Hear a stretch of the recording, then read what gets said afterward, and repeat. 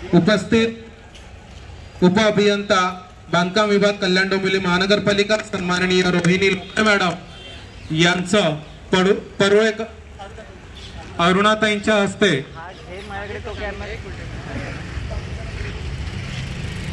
लोकरे madam यांचं स्वागत करीत आहेत। नाही रे कामात होतं मी पटकन माझ्या लक्षात निघून गेला। माजी नगरसेविका सन्माननीय श्री अरुणाताई भगत यांच्या हस्ते लोकरे मॅडम उप अभियंता यांचे स्वागत या ठिकाणी केले जात आहे।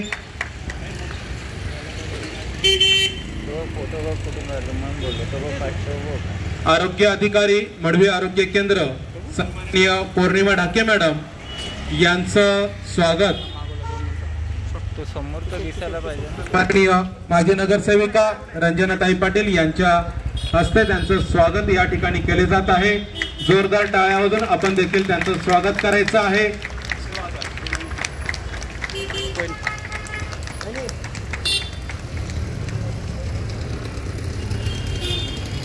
उपस्थित सन्माननीय श्री विजयजी पाटील यांचं देखील या ठिकाणी स्वागत करीत आहेत। राजन सर राजेंद्र सुकाळे यांच्या हस्ते त्यांचे स्वागत आहे।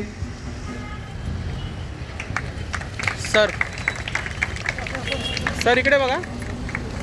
उपस्थित सन्माननीय श्री किशोरजी पाटील यांचं स्वागत करीत आहेत श्री संजयजी देडिया। उपस्थित सन्माननीय श्री किशोर पाटील यांचे स्वागत संजय देडिया यांच्या हस्ते केले जात आहे।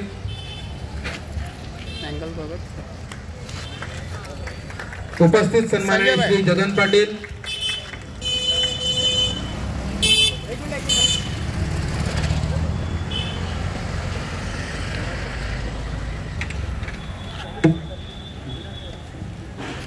उपस्थित सन्माननीय श्री मीनानाथ पाटील यांचे स्वागत श्री समीर मेस्त्री यांच्या हस्ते स्वागत केले जात आहे।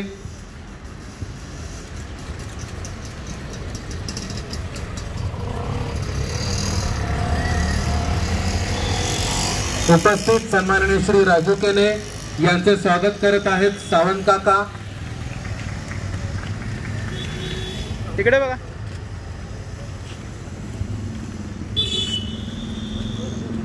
उपस्थित सन्माननीय श्री गणेशजी केने यांचे स्वागत करीत आहे श्री राहुल काविलकर।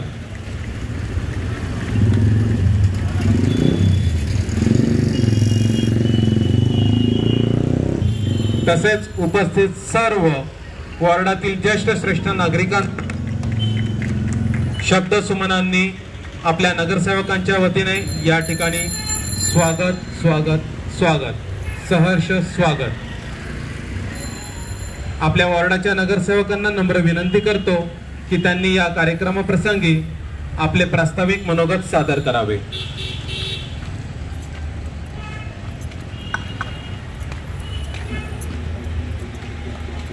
आजच्या ह्या मातोश्री आनंदीबाई पाटील ग्रंथालय पिंपळपाड ज्येष्ठ नागरिक कट्टा व ज्ञानसरिता ह्या तिन्हींचं रिन्युएशन करून पुन्हा एकदा आम्ही त्याला एका वेगळ्या रूपात सगळ्यांच्या नागरिकांच्या सेवेसाठी घेऊन आलेलो आहोत। आणि आजच्या ह्या कार्यक्रमासाठी आवर्जून उपस्थित आपल्या विनंतीला मान देऊन आमचे मार्गदर्शक महाराष्ट्र राज्याचे माजी मंत्री जगन्नाथ काका पाटील हे आवर्जून इथे उपस्थित राहिलेले आहेत। आणि नेहमीच आमचे कोणतेही कार्यक्रम असो काही असो की आम्हाला प्रोत्साहन देण्यासाठी आमच्या पाठीवर शाबासकीची थाप देण्यासाठी काका हे आमच्या कार्यक्रमाला सदैव हजर असतात आणि त्यांचं मोलाचं मार्गदर्शन हे आम्हाला नेहमीच प्रेरणादायी ठरते। त्याचबरोबर बाळकृष्ण महाराज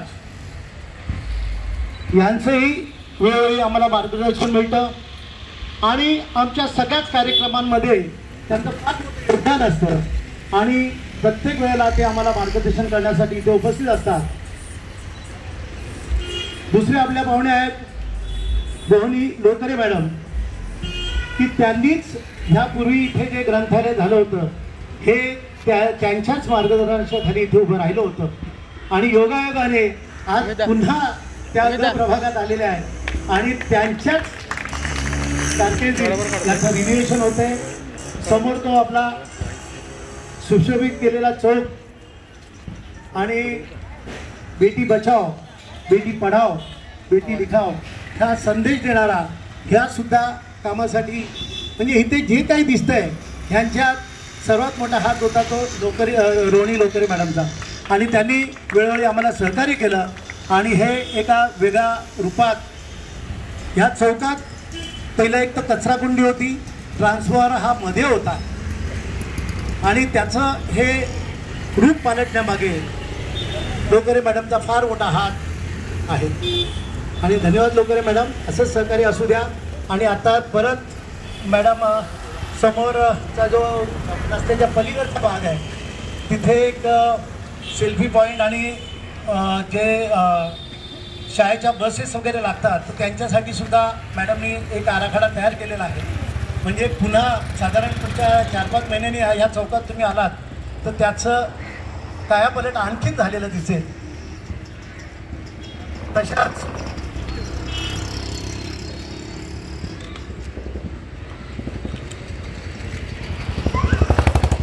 मागील 7-8 महिन्यापासून विषाणूने थैमान घातला आहे आणि अशा ह्या परिस्थितीत जेव्हा 8 महिन्यापूर्वी जेव्हा ह्या विषाणूचा आगमन आपल्याकडे झालं तेव्हा जे संपूर्ण नागरिक जिथे भयभीत होते की बाबा आता करायचं काय, साधी शीत काय आली काय आलं तरी काय मला कोरोना झालं की नाही, बरीचशी लोक भीतीनेच आजारी पडत होती. अशा परिस्थितीत ज्यांनी आपल्या या प्रभागाला किंवा या जो प्रभागाच्या भागाला ज्यांनी सावरलं हे मडवी आरोग्य केंद्राच्या आपल्या पौर्णिमा ढाके मॅडम आहेत त्यांनी व त्यांच्या टीमनी जे ह्या करोनाच्या महामारीत काम केलं, जो त्यांना धीर दिला, जी त्यांची भीती घालवण्यात मदत केली. कारण का सुरुवातीच्या काळात माहीतच नव्हतं ना कोणती औषधं याच्यावर काय उपयोग पडेल. की जसं कोरोना झाला म्हणजे की संपूर्ण बिल्डिंगीत एखादा पहिला पेशंट जेव्हा आला कोणी त्याच्याकडे बघायला तयार नाही, कोणी त्याच्याकडे जायला तयार नाही, जसं एखाद्याला वाईट टाकलंय. आणि अशा परिस्थितीत त्यांना धीर देणं, त्यांचं मनधैर्य वाढवणं हे सगळं काम पौर्णिमा ढाके आणि यांच्या मॅडम आणि यांच्या टीमनी केलं आणि त्यांच्याच मार्गदर्शनाखाली हे आमचे सगळे करोना इथे कार्यकर्ते जे दिसत आहेत यांनी त्यांच्याच मार्गदर्शनाने अहोरात्र मेहनत करून कोणत्याही गोष्टीला न घाबरता सुरुवातीच्या काळात तर कोणाला अन्नधान्यापासून घरपोच सेवा, सतत वैद्यकीय सेवा, डबा पोचवणं. सुरुवातीच्या काळात जेव्हा सगळं लॉकडाऊन झालं साधारण 750 पॅकेट काका रोज आपल्या हॉटेलमधनं बनवून आपल्या इथल्या लोकांना रोज वाटण्याचं काम ही सगळी मंडळी करत होती. आणि त्या काळात करत होती की त्यांच्या घरातले पण कोणी बाबा बाहेर निघाला तर घरातले पण जाऊन देत नाही, पण अशा वेळेत एकही कार्यकर्ता कुठे डगमगला नाही आणि त्यांच्या घरातल्यांनी कधी त्यांना मला वाटतं असं सांगितलं नाही की बाबा ह्या कामाला नको जाऊ, तुलाही लागण होईल. ते आमच्या टीमचा एकमेकांवर जो असलेला विश्वास आणि त्याच्यामुळेच आम्ही हे सगळं करू शकलो.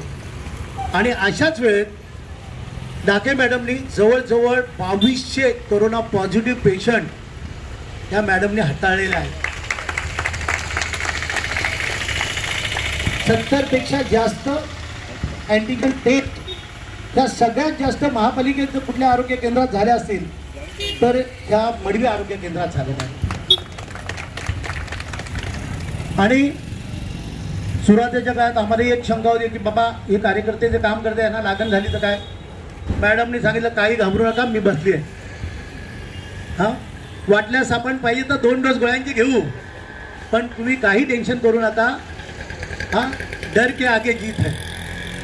आणि निश्चितपणे सर या ना आज तसंच एक चित्र दिसतंय की अथक प्रयत्नामुळे अँटीजन टेस्ट ह्या मोठ्या प्रमाणात झाल्यामुळे आज आपला कोविड रुग्णांचा आकडा हा दिवसेंदिवस कमी येत चालला आहे आणि सुदैवाने लवकरच लस यावी आणि हा उरलेला आकडासुद्धा ह्या भारत देशातून नष्ट व्हावा हीच ईश्वराची प्रार्थना करतो. आणि आजच्या ह्या कार्यक्रमास आपण सगळे आवर्जून उपस्थित राहिला त्याबद्दल मी आपल्या सगळ्यांचा ऋणी आहे. असंच सहकार्य असंच मार्गदर्शन वेळोवेळी आम्हाला प्राप्त होत असतं हीच आशा व्यक्त करतो आणि हा आमचा प्रभाग सुजलाम सुफलाम होईल अशीच ईश्वरचरणी प्रार्थना करतो आणि रजा देतो. धन्यवाद. जय हिंद जय भारत.